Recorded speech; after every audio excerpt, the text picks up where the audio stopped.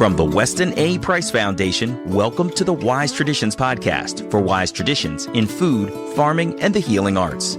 We are your source for scientific knowledge and traditional wisdom to help you achieve optimal health. And now here is our host and producer, Hilda Labrada Gore. Hey, Hilda here. In the past few years, we've experienced meat and poultry shortages in the U.S., and most recently, there have been fewer eggs in the supermarkets. Prices seem to be skyrocketing, too. The conventional food and agriculture industry has an unsustainable approach to feeding the populace. This much is clear. The question is there another way to go about feeding ourselves and doing it well in a way that really nourishes? This is episode 404, and our guest today is Judith McGeary, the founder of the Farm and Ranch Freedom Alliance. Judith is an attorney, activist, and sustainable farmer herself. She is an advocate of sustainable agriculture and all for protecting family farms. Today, Judith sheds light on how big ag and industrial farm practices are detrimental to the environment and the animals. Nonetheless, she points out that government regulations benefit industrial ag at the expense of family farms. To turn things around, she offers many insights and ideas. She urges us to put our money where our mouth is by purchasing from local farmers who are doing it right. And she explains how we can roll up our sleeves and get involved with policymakers to make farming more accessible and less expensive for the small farmer, which results in great benefits to the health of our communities and economy. Before we dive into the conversation, I want to invite you to take the 50% pledge.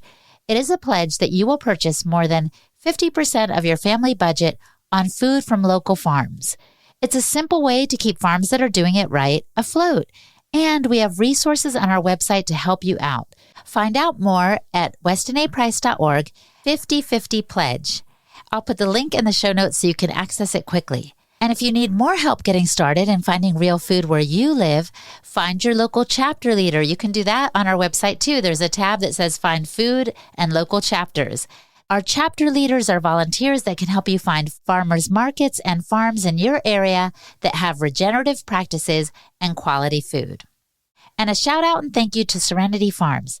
Serenity Farm bread is a crust above the rest. Their breads, cookies, and focaccia are made with quality organic ingredients that are properly prepared with no substitutions or GMOs. The bread is hand-shaped true sourdough, baked in a wood-fired brick oven, and shipped directly to your home. Serenity Farms offers a wide variety of products that are baked following traditional methods. I personally find their products delicious and nutritious, flavorful, chewy, and yes, a crust above the rest. So check them out at serenityfarmbread.com and use the code WISETRADITIONS10 for 10% off your order. That's serenityfarmbread.com and the code WISETRADITIONS10. This is Hilda Labrada Gore, and you're listening to Wise Traditions. Welcome to Wise Traditions, Judith. Thanks for having me on.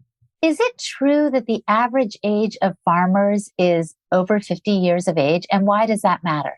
So it is true. And depending on where you are, you may see even average ages in some states over 60 years old, depending on which state you're in. And when you think about it, how are we going to keep having farmers 10, 15 years down the line? So if the average age is 50, or I think when I checked in Texas, it was 62. Wow. So stop and think.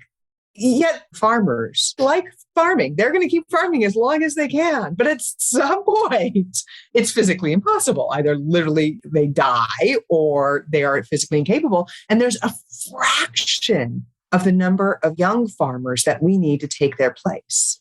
But aren't there big kind of industrial sized farms that can kind of take over if these small farms die? Why should it matter to the regular consumer in the population? That's the case even in the large industrial farms. We're talking about as a phenomenon that is not a small farm phenomenon.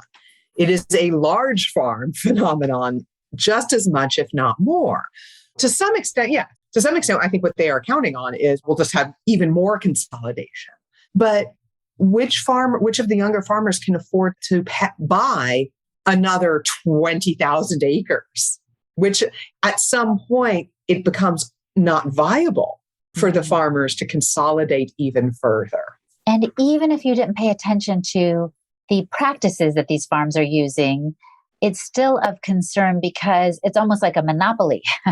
If the farmland is being run by only a handful of food corporations, then all of our eggs are in one basket, so to speak. That's already the case. So what we've got right now is you have very few farmers who produce the bulk of the food that people eat. And what's more, even compared to the number of farmers, you have even fewer companies that they sell to and through.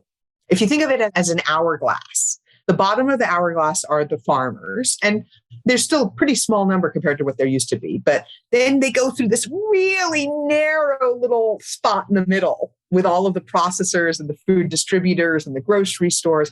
And then it widens back out to this huge consumer base. And you've got that little funnel there. And in technical terms, it's usually we talk about oligopolies or monopsonies, monopsony being where there's very few buyers. That's that middle part. So you think that's where we already are. We already are, as we saw during COVID, when a lot of things shut down and all of a sudden the supply chains were completely disrupted and the grocery store shelves went empty and everybody discovered local foods and went, oh, wow, there's an alternative. They still have food. The grocery stores didn't. That's already the case. And then you start thinking about what's going to happen as we basically drive off the cliff of the aging farm population and how much worse it's going to get. Describe that scenario to us. Help us understand what that might look like. What we are looking at ending up with is, first of all, an even tighter part of that middle part of that hourglass where there's just a handful. You also will see really the loss of any independence and much more of what we see right now already in just poultry, conventional poultry, which is this contract growing. So you'll have these companies who will own the land. So what happens is these farmers have to retire or they die, one or the other. They have to sell their land. The land goes up for sale and it's being bought up. And even without them passing on or retiring, huge amounts of our farmland are being bought up by a handful of large companies. TIAA-CREF, a retirement investment company, is buying up huge tracts of land. Bill Gates is buying up huge tracts of land. It's huge amounts of our farmland in this country are corporate owned now. What's going to happen is they're just going to go hire people. You won't have farmers who have a stake in the land anymore, or very few of them. You'll have more and more people who are basically just workers or hired labor for these companies. And you alluded to it with, even if we're not going to worry for now about the farm practices, even if we're not going to worry, let's bring that back in though. Fundamentally, we have a problem already with the current system driving farmers to use, by definition, unsustainable farming methods that basically mine the value of the land, mine the topsoils, mine the nutrition out of the land. That's already happening. Now you put it into corporate ownership, where what they're worried about even more is their shareholders have to get profits. Again, how much worse is that going to be? You aren't going to have a landowner who cares about the land, who wants to see that land passed on to his or her children. You're going to have a landowner who simply cares about maximizing the profit from that land. Period. End of statement. Wow. And then it just reminds me of how we've outsourced in the US as well, manufacturing of certain goods. Let's say, I'm just thinking of hoodies and sweatpants, athletic gear, let's say. The quality of it, when the market is dominated by one company or one country, the quality can go down because they have our backs against the wall. I hear you saying some parallel there in that if these corporations or Bill Gates or whoever are investing in the land, what they care about is their monetary return. They don't care about the welfare of the animals or the health of the people that consume it. There's not a sense of pride. The quality can go down because they're going to have a stranglehold on us. Absolutely. They'll have a stranglehold. And again, you take out the human ethics, frankly, equation. And I'll use the example of poultry. So many of the listeners to this podcast, hopefully, are all buying poultry from local farmers where it's being raised. And there's a whole range of degrees of quality there. There absolutely are. But you compare it to the grocery store chicken, and any of that local chicken is just miles ahead. What we've got in the poultry farming in the conventional world that goes into those grocery stores is the animals are owned by the corporations from day one. Tyson owns those baby chicks and it owns the feed. And the farmers basically own the land and they're hired labor to raise the chickens. In fact, they're called contract growers in the industry. They aren't called farmers. They're contract growers. They just grow out those chickens under contracts. And Tyson controls, or JBS or Pilgrim's Pride, your company, controls completely the conditions under which those birds are raised, the medications they get, the feed they get, how old they are when they're processed. And you see the effect. Conventional grocery store chicken, incredibly low quality. And the farmers have no say in it. The people who might otherwise be like, I want to have pride in what I'm raising. Yes, I have to make a profit. Farming is more than just a job for a farmer. Farmers don't treat it as just a way of living. They're trying to make a living, and this is where they live. This is what they do. It's their role in the communities. It's all sorts of things. But they don't have any power over it anymore in the conventional poultry industry. That's why conventional poultry is so bad. And it's almost like, from your description, I'm gathering, they are assembly line workers and they're just doing their little bit. Okay, now's the time to throw the feed in there. And I've driven past some of these concentrated animal feeding operations where they have thousands of chickens in this one long kind of hoop house that is so full of their excrement and feathers and dander that the people going in have to wear like hazmat suits. And this is a reality that most people are unaware of. Correct. And actually, the sad thing is, so they're wearing hazmat suits partly because the air quality is so bad, and partly because those poor birds' immune systems are so completely non-existent because of the conditions they're under that they're terrified of the birds getting sick. I was in a legislative hearing where they were talking about people from animal rights groups having broken into one of these chicken houses, which I was very clear when I stood up. I said, you do not trespass on other people's property. I don't care how much you disagree with the CAFOs. I don't support trespassing on there. But what was amazing was listening to poultry industry guys talking about how they had to spend tens of thousands of dollars on testing to make sure that the birds hadn't picked up some disease. And I was like, you know what? We have people come on our farms and say hi to the birds all the time because our birds have immune systems. And therefore, so those hazmat suits you see, it's actually less for the workers. They don't care enough about the workers, frankly. The workers are disposable as far as most of the companies are concerned. They care about the birds and the risk of a disease wiping out that entire tens of thousands of birds at one time. What we're describing is not pretty. And I think it's one reason some people are saying, let's just stay away from meat altogether. They think it's better for one's health and better for the earth. Can you add your perspective to that point of view? So if the only two choices were, do we go this conventional system or do we go vegetarian? That's a difficult thing to answer. But the nice thing is that's not our only choice. This is not a binary system. There's this whole world of people who are raising livestock in completely different ways than these horrific CAFOs. And what that means for the animal welfare is an immense difference. The difference between the lives the animals lead when they are on pasture-based farms, living out natural behaviors, is completely incomparable to what they suffer in the CAFOs. What that means for the nutritional value of the food is very different. And what it means for the environment is probably actually the starkest difference. And I say this, I came into being a farmer from being an environmentalist. That is what got me into livestock farming, was I was as an environmentalist. Because when you really start digging into it and you get away from the nice sound bites and you start thinking of how ecological systems work, there is no ecological system that does not have animals. It doesn't exist. Every single ecosystem on this planet evolved with both plants and animals interacting with each other in it. So if you try to remove animals, what you will find is you actually degrade the ecosystems. Now, that is, let's note, the CAFOs degrade ecosystems horrifically too. If you shove a bunch of animals in a building, allow the excrement to build up and then dump it, and oh, by the way, that excrement is also filled with drugs and all sorts of other additives that have been fed to these poor animals. Yeah, that's pretty destructive.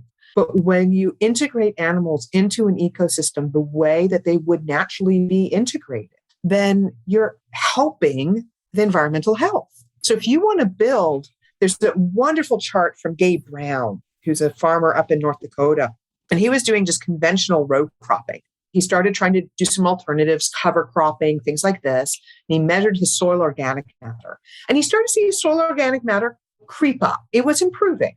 When he added livestock into the rotation and started doing integrated cropping and livestock, the soil organic matter skyrocketed. You can get the same results with a plants-only system. It doesn't work. Is that the crux of the regenerative agriculture movement? We've heard those terms used a lot. It's like they're trying to regenerate the soil and the earth. Is that right? The use of the word regenerative, as someone said it to me early days, and I have to admit I was slow to adopt because I was like, oh, let's not change our terminology again. But I understood the desire. The way this one farmer put it to me was, why are we trying to sustain our systems? Our systems are completely degraded. We have mined the soils of this country. We have degraded. There's almost no soil in this country that isn't badly degraded. Why on earth are we sustaining them? Let's stop talking about sustainable agriculture and talk about regenerating, improving those soils. And one of the key principles of regenerative is livestock.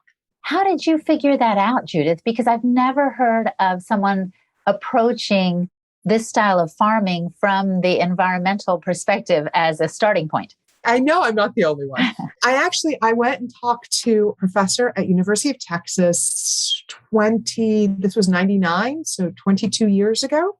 And I wanted to go and get my undergraduate is a biology degree from Stanford University. And then I went to law school and I was doing environmental law and was getting very frustrated with the paradigm of not really being able to find creative solutions, of just really trying to fit within these man-made laws that were about reducing some level of harm, but not really going out there and creating true positives. Decided I wanted to go back and get a master's degree in biology and go help with endangered species and wilderness protection and do all of this work. And I met up with this professor, Dr. Dick Richardson at University of Texas. And he looked at me and said, really this bluntly, he said, if you care about the environment, you should care about where your food comes from. And I was like, yeah, I try buying organic when I can. Again, this is 99. And he looked at me and said, really bluntly, you don't know what you're talking about. And got me started reading Acres USA, Alan Savory's work on holistic management. Dick was board member of Holistic Management Texas. And it was a light bulb that went off for me. It was this amazing realization that, again, when you dig deep, when you don't just settle for the sound bites or what sort of sounds pretty on the surface, and you start digging deep and thinking ecologically, the things that are good for the animals are good for the water and the air, are good for the soil, are good for the nutritional value of the food, and are good for the farmer and the rural community. We have seen this incredible kind of rural communities across this country. The community I live in, it's so sad to drive through our downtown, what used to be a downtown of this small town, because the buildings are in horrific shape and most of them are empty. And there isn't a sense of a future for the children growing up in this community. And that's replicated all over the country. That's the case all over. And it's because we lost small farmers who were making a fair living. When we had lots of small farmers making fair livings from their land, they were the backbone of the rural communities and supported local businesses and supported the local schools and the libraries and all of the other local things. These exact same things that are so great for the environment and are so good for the people who eat the food that's raised this way are also a huge solution for our economic woes in large swaths of this country. That's what I was just thinking about, because you mentioned earlier, as if it were in the past tense, during the time of COVID, we saw the infrastructure, the way we get our food in jeopardy. In some ways, in some parts of the world, we're still under the time of COVID. And there's still a sense in which our infrastructure is very fragile. And what I mean by that is we get our food from far off places. And if there is a breakdown of some sort where there's not enough supply or the big companies can't send their meat to be slaughtered, then we can't get it in our grocery store. In other words, we're all outsourcing where we get our food instead of going local and small. We've gone big. And that means there's a lot of single points of failure. Absolutely. And the infuriating thing, I was looking for the right word, infuriating, is that the companies and the government have actually known this for years. This was not a surprise. Many of us who work in the industry did predict the COVID effect. I'm not talking about the exact COVID, et cetera, but predicted, not could have, but predicted that a significant shock to the system would mean the sort of disruptions we saw or worse. So I was at a huge USDA meeting about 10 years ago, it would have been, I'd say. And it was about what would happen if foot and mouth disease, which is an animal pandemic, but does not affect human health, were to come ashore. If we foot and mouth disease in this country, and the first thing the government would do is stop movement of all animals. Like you have to, wherever that animal is, it stays. You're not moving it until we figure out where these outbreaks are and can get under control. The hog industry stood up. And it's a huge room filled with all the top USDA officials and top state animal health officials and big industry and a few people like me who snuck in, basically. They knew I was there. And he said that if you do a stop movement order, within 3 days, there will be millions of dead and dying hogs in this country. I rocked back in my chair and I'm like, wait. Foot and mouth disease doesn't kill that quickly. What are you talking about, dude? And he wasn't talking about his animals getting foot and mouth disease. He was talking about the fact that they have built a growing chain for these animals that is so much a just-in-time, top efficiency, top profit makers, that if they can't move the animals at the exact right time, these animals are under so much stress, packed so tightly into these buildings and growing so fast that millions of them will start dying off simply from not being able to be moved. And we saw that when those packing plants, when the large-scale meat packing plants closed down, they started doing mass euthanasias of hogs and poultry in this country. People were selling trailer loads of full-grown hogs, $1 a hog, just to try to get them off the property because there was no place to process them because we have centralized the processing somewhere. This is a decade ago. He's publicly stating this. And so at a breakout session, I'm like, can we please have a discussion about the fragility of this system? Forget foot and mouth disease for a minute. This scares me that our system's that fragile. And I was told, no, we are here to discuss how to mitigate those impacts and try to prevent this problem from happening. Oh, interesting. It's like once you've got a lot of power, you're not going to let it go easily. So these companies and these officials already have a nice corner of the market, let's say, and they're not going to want to change the system, even if there are dangerous possibilities in the future. Exactly. That really, very rarely does anyone give up power, whether it is monetary or other, voluntarily. So what we saw, I actually sat back, it was April of 2020 when the meat packers started shutting down. And I actually probably didn't handle it the best way when reporters would call me for comments. I really have to say, we've been telling you so. We have been trying to get you to listen that this system is dangerous. Stop talking about how great it is that we have all this cheap meat and talk about what's the price of that cheap meat. And there certainly have been people already talking about the price of cheap meat in terms of the environmental costs, the animal welfare costs, all of which are important things to bring up.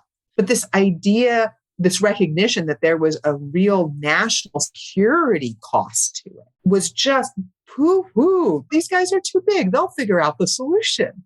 And the answer was no, they won't. They'll ask the government to bail them out. Coming up, Judith offers tips on how to engage with local policymakers to make meaningful changes to help the local farmer and the consumer who wants local, fresh, and affordable, real food. You're listening to the Wise Traditions podcast from the Weston A. Price Foundation. We pause now to recognize our sponsors. Paleo Valley. Turmeric has been shown to lower inflammation, improve joint and cellular health, increase blood flow, and improve brain function. Paleo Valley's turmeric complex makes getting organic turmeric from a high-quality source into the body faster and easier. They use all organic, whole food ingredients in order to get each superfood's full spectrum of nutrients into the body. They also add coconut and black pepper to this turmeric complex to enhance absorption. So go to paleovalley.com and order yours today. And use the code WISE for 15% off your order. That's paleovalley.com and the code word WISE. And Optimal Carnivore. Are you fatigued, struggling with brain fog? Check out Optimal Carnivore's new Brain Nourish product. It's made of grass-fed beef brain and lion's mane mushrooms, that work together to boost focus and mood, improve memory, and enhance creativity. Optimal Carnivore uses only 100% real mushrooms in Brain Nourish, and the beef brain is sourced from the highest quality regenerative farms in New Zealand. Optimal Carnivore has at its core the mission to make it easy for people to consume the most nutrient-dense foods on the planet, which is why they offer a variety of products based on organ meats. They're also committed to planting one tree for every product sold, which helps the environment. So go to amazon.com/optimalcarnivore and use the code Weston10 to receive 10% off all products. That's amazon.com/optimalcarnivore and the code Weston10. This is Hilda Labrada Gore, and you're listening to Wise Traditions. The Weston Price Foundation, we are always urging people to buy from their local farmer because that is a sustainable solution. As you said, not only better for the environment, it's better for the animals, it's better for the economic structure. Absolutely. The great thing about it is an absolute win-win. And I know that can be an overused term, but it is why I ditched a legal career and threw myself into sustainable agriculture and turned my whole life upside down, is because it's one of these incredibly rare situations where there's no downside, except for the loss of profits to a lot of these big corporations and things like that. But from the perspective of what future do we want for ourselves, for our own bodies, for our health, for our children, there's no downside. This is how we build a system. But we have to figure out how we can do it around and in the midst of this incredibly consolidated, monopsony, oligopolistic system that exists. We're not starting from scratch. We encourage people to buy from their local farmers. Joel Salatin says, shop with your dollars and actually vote with your dollars, because how you spend your money sends a message to the infrastructure about what you want and what matters. And you're voting for exactly the world you want to see. What beyond that, Judith, can we do as consumers and not producers? Because there are many people who listen to the show who are not farmers and we're not getting our hands dirty. What can we do to make sure this happens? And the other scenario we were describing of the kind of big collapse, that is not our future. So I'll get to what we can do, but add some weight. I will say that I'm trying to abolish the vote with your dollar phrase. I want to see it go away. I'll say this is why. So my husband and I are small farmers. We raise grass-fed lamb and grass-fed beef, and I want people to buy from us. If they don't buy from us, we won't keep farming. For us to stay in business, for them to get quality food, they need to buy from local farmers who are doing it right. The majority of small farmers who are selling this type of food are not making a fair living at it. They have subsidized it with having family land that they inherited, not too many of them.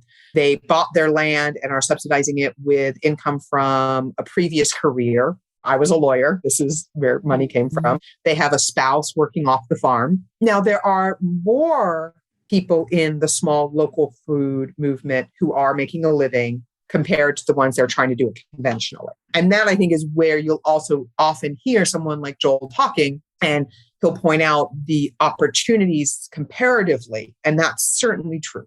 This is a far better path to making a living than the conventional farmers face. But the majority of the small farmers I know are not making a living for their family from their farm. That is it. And they will not make it up on volume. Simply having more people buy from them is not going to change that. What has to change is the system they're working within. It has to change. It has to stop being so expensive to get healthy inputs. How hard is it to source compost? How hard is it to source non-GMO seeds for the people who are growing crops?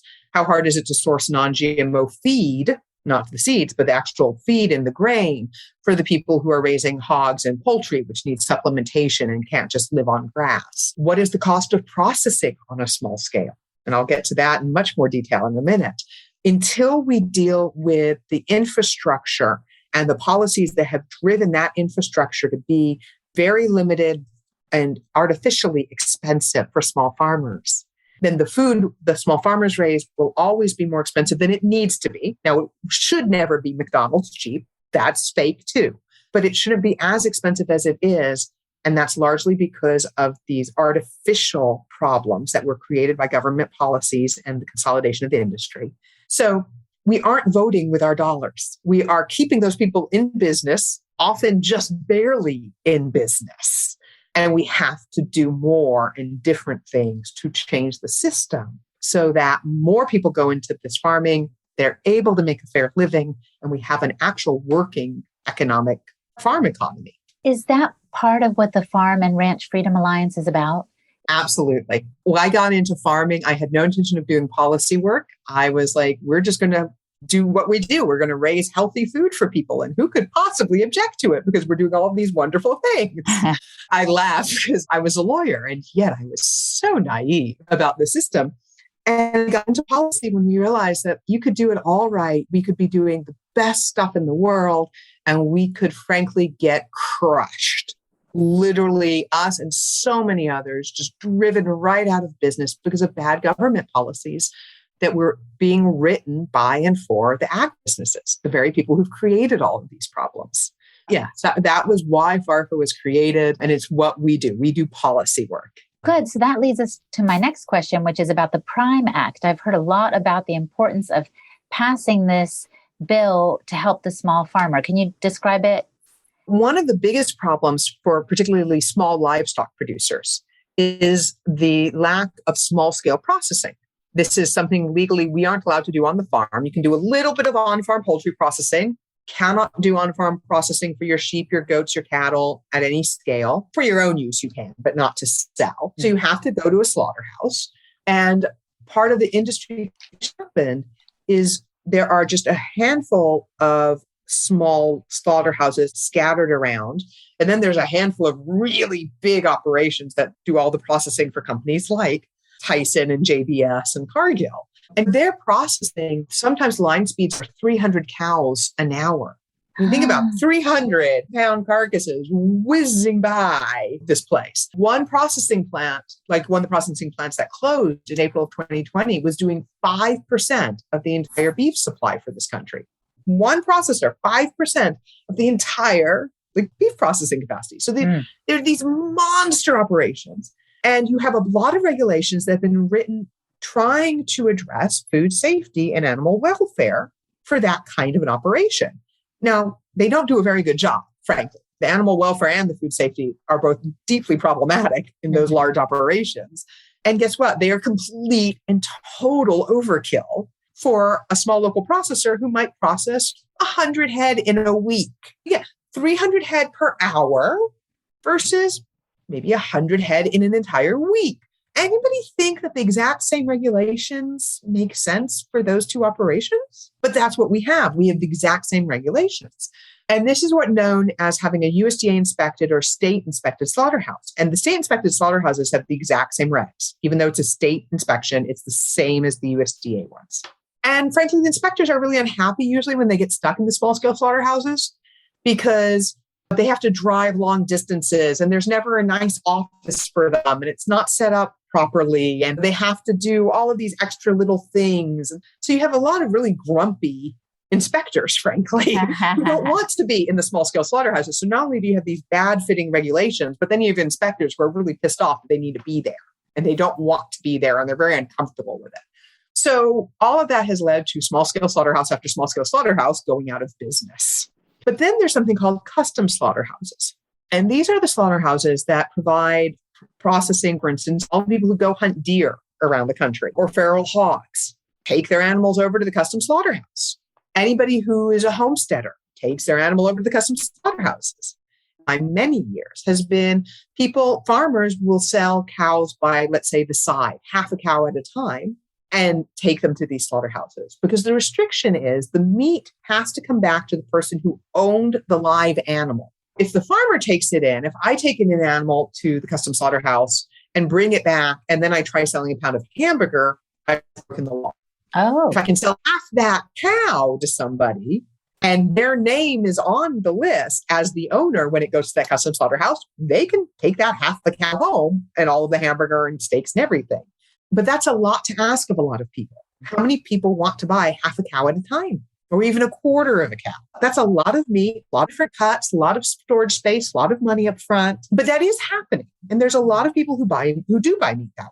And there have been really pretty much no reported problems. I did a Freedom of Information Act request to USDA and said, any documents of foodborne illnesses from custom slaughterhouses? And I did from 2012 forward, and the answer was no, don't have anything. So these are, yes, they have a different set of regs. They don't have an inspector there all the time. I'll give the caveat in case there's a health department person working, listening to this. I know just because there were no reports to USDA doesn't mean that no one's ever gotten sick. In fact, I will go out on a limb and say, I'm sure someone has gotten sick from a custom slaughterhouse. Mm-hmm. Statistically, it would be impossible to assume that no one had. But you compare that to the number of outbreaks, the daily recalls from the large-scale operations, these guys have a pretty darn good track record. But that's a lot of background for the Prime Act, which is a really simple little bill, lovely little thing that simply says that the state can allow farmers to sell meat that was processed in a custom slaughterhouse within the state under whatever conditions the state wants to put. So a state that wanted to limit it to direct to consumer could, a state that wanted to limit it under a certain dollar amount could, whatever. It's up to the states. But let's try creating some local situations where we can look at what's the availability of the slaughterhouses in that state, what's the farming situation and the food situation in that state, and let them come up with the rules for when meat can be sold from these custom slaughterhouses. And basically, this is better for the consumer who might not want half a cow, as you were saying, who might just want a couple of packs of ground beef. And it's better for the farmer because they can profit in an easier fashion than they can if they try to just work with these large slaughterhouses. But yes to both of those. But just to put it in context, there's large swaths of this country where there isn't an inspected slaughterhouse that will accept small scale operations. So like here in Texas, I keep going back to because I know the Texas layout the best, but this is not unique to Texas. But in the Rio Grande Valley, there is no small scale inspected slaughterhouse open to farmers. There's one that they've set up their own operation and they only do their own animals. So if you're a farmer in the valley, you want to sell a package of ground beef, you either do it illegally.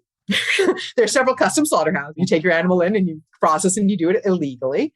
Or you haul your animal 3 hours to the nearest slaughterhouse. Wow. And think about this. So you haul the animal up, leave them, come back. 2 weeks later, you go back up, pick up the meat, come back. Now, first of all, how much have you added to the cost of that meat? Second of all, one of the farmers I spoke with was sharing with me, she did that. She was like, we are going to sell local meat in the Rio Grande Valley. We're going to do this. And she did this and she got back and it was pretty apparent she hadn't gotten all of her cuts, that there'd been a problem with the slaughterhouse. Now, what is she going to do? Is she going to drive 6 hours again round trip to pick up the missing cuts if they can be located?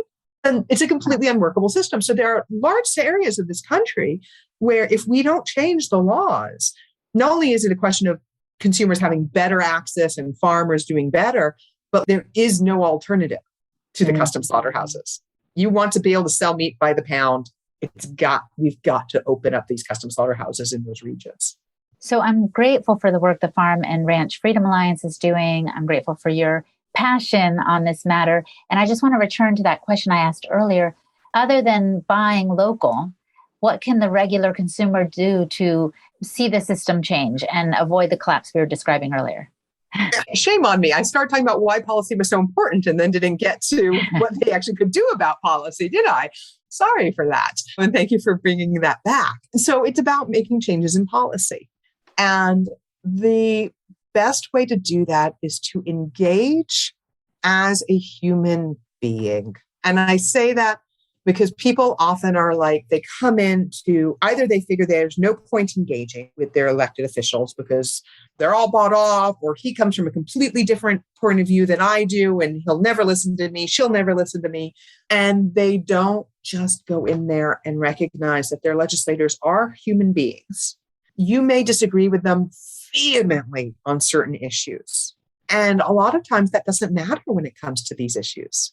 Let's say you are on polar opposites on issues such as gun control and abortion rights and tax policy. You probably aren't going to change your legislator's mind about those. Are staked out positions and you've got an opposite one and they're probably not going to budge. Let's be realistic. But guess what? They probably don't have a position on custom slaughterhouses. They've probably never thought about the issue of custom slaughterhouses if they've ever even heard of such a thing. They probably don't have an idea about permit fees at farmers markets. They probably don't have an idea about sampling of food at farmers markets or making food in home kitchens and selling it directly to consumers under cottage food laws.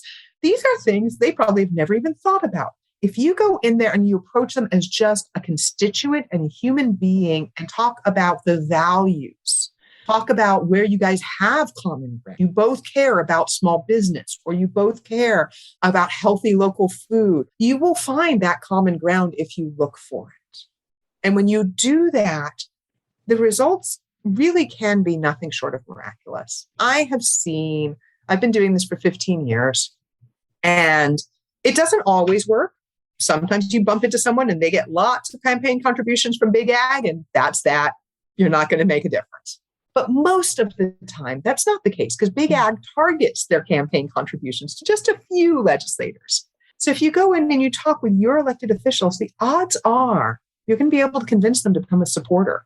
And I have seen a handful of contacts, 10, 12 from a district, not only convince a legislator to vote our way, but to become a champion, to start carrying bills for us, to get up there and speak on the floor, sign their name onto the bills. It doesn't take nearly as much as people think it does if you approach it with that openness, that where you're listening as well as speaking, and you're creating that relationship and that dialogue. Wow, well, that's super inspiring and encouraging. Thank you so much for all that you've brought to this conversation today.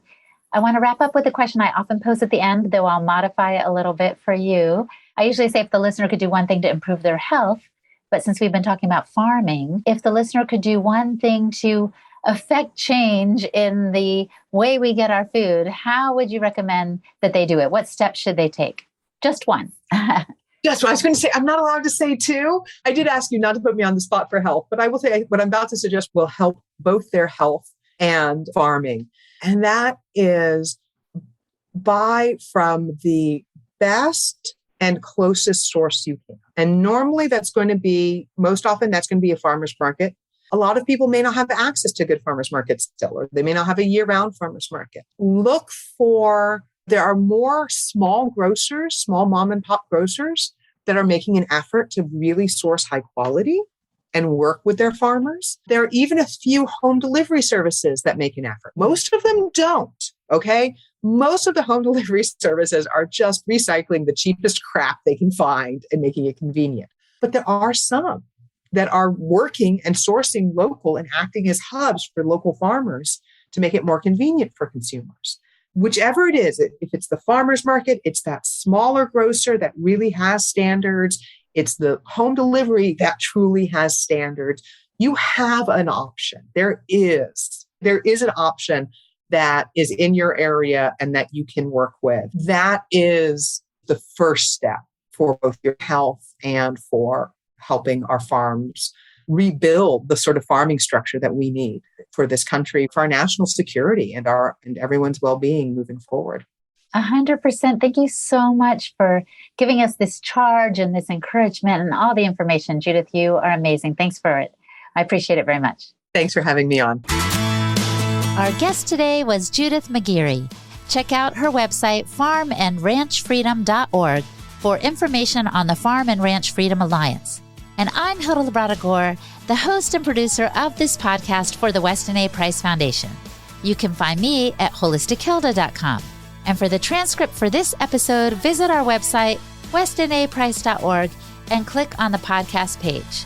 And now for a recent review from Apple Podcasts. Paul Schmidt puts it this way: love. I love this podcast and all the people involved.